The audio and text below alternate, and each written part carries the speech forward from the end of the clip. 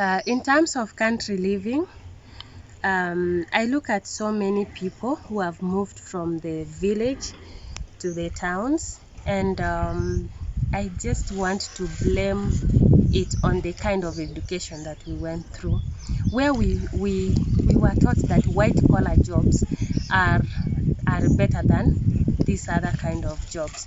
In the villages where we have opportunities, one is ignorance that our people are suffering. They don't know that you can turn that small piece of land into profit making business.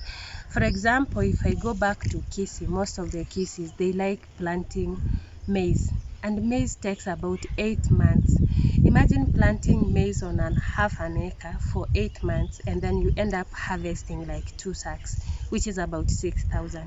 So if this person got somebody to educate them on short maturing crops that take about 2 to 3 months to mature, and they sell, they can actually buy maize from large scale farmers and use, instead of taking a whole piece of land, putting it on maize only to harvest just about 10 tins because of poor agricultural practices that happen in the village. Most of the time we plant the same crop over and over again on the same piece of land, and we expect higher yields.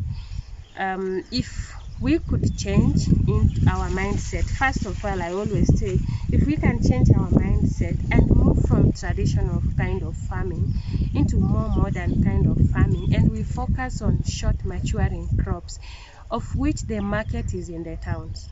We do the farming in the villages, and we know our markets are in the towns. We sell the produce in the towns, we make money, and then once we make that money, then we can buy whatever we needed, like maize, like whatever. So one of the crops I could really encourage people to do are indigenous vegetables.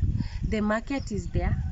There's a lot of market in these towns, but the supply is not there. So if somebody has moved from the village and is in the town doing menial jobs, if they can go back to the village and they put that small piece of land into use, they can actually make a lot of money. I want to give you an example of my aunt who stays in just next to Kisii town.